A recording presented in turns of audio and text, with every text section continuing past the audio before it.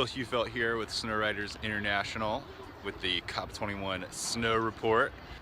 This is the second day of the climate negotiations. We are here at the entrance to the Climate Generation Space, the civil society space for civilians to get into and be part of the climate goings-ons.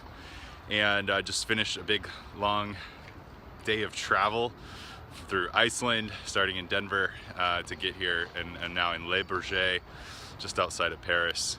And we'll be going inside to see if we can find some of our friends and people that care about mountains and snow and the climate and the planet. So we'll see what we can find.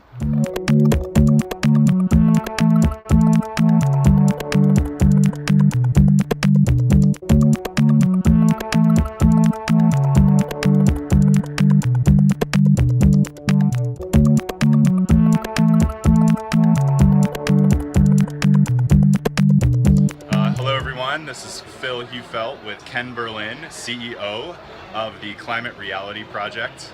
How are you doing today, Ken? Very good, and thank you for asking me to speak. Good, yes, thank you for being a part of this. And we are at the Climate Reality Project's booth in the public civil society space. And Ken, how is the conference going for you so far? So far, it's going very, very well. So far, what's happened is that leaders from around, I think, 150 countries gave talks yesterday. They were generally all very, very constructive, all pushing in the direction of getting an agreement. There's a ton of hard work to go, but it's off to a good start. Great. And can you tell me a little bit about what the Climate Reality Project does? Climate Reality does a couple of things. One is we train what we call climate leaders. We do a 3-day training around the world. We've now trained 9,000 climate leaders. In the last 2 years, we've done trainings in Brazil, Australia, India, Canada, South Africa, and the United States. Next year we're doing Philippines and China. We also have a major media effort. We've got a big team that does media work. We produce lots of good media content.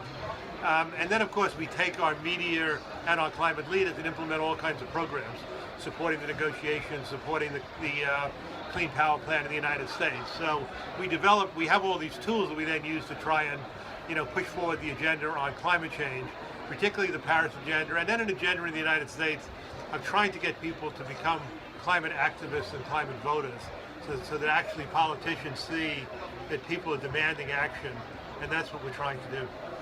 That's really great. Thank you for your work.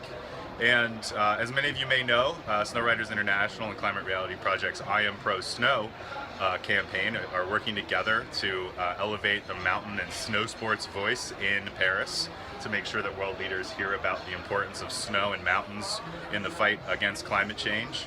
And with regard to that, Ken, do you ever get out on the slopes? Are you a mountain enthusiast in any way? No, I have to admit, I'm not a skier. I love the mountains, though. I climb in the mountains a lot, but I'm not a skier. Great. I should be, but I'm not. That's great. So that makes you a mountain enthusiast in my book. Okay. So yeah, thanks for that. And what are your hopes for the climate agreement in Paris? Do you think it will be something to build upon, or how much do you think will get accomplished here in Paris? I think a lot will get accomplished, but it's something to build upon. What we're looking for really are three things. One is a universal agreement, and a universal agreement means every country in the world, or almost every country in the world, signs up, and we're definitely going to get that. The second is we want a progressive agreement, and that means that this year we're likely to get emission reduction commitments from countries. The way this is working is countries are saying how much they're willing to cut their emissions. That will get us about 40 to 50% of where we need to be to keep greenhouse gas emissions at 2 degrees centigrade. And we actually probably want to go lower than that eventually to 1.5. But so the agreement's a starting point. We're hoping there'll be a progressive element in it, and that means there'll be a 5-year review, and then there'll be a long-term goal of decarbonization.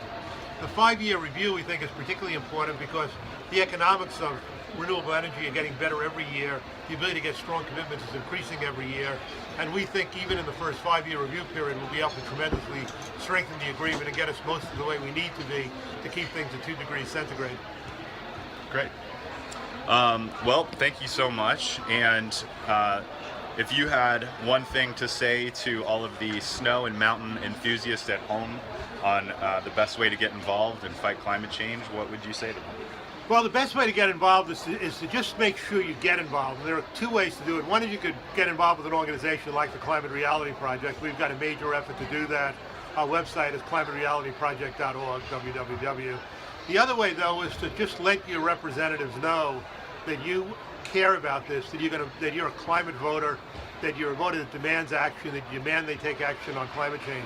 If you do one of those things, join an organization or speak to your representatives, I think you can accomplish a tremendous amount, and all of us working together can win this fight. All right.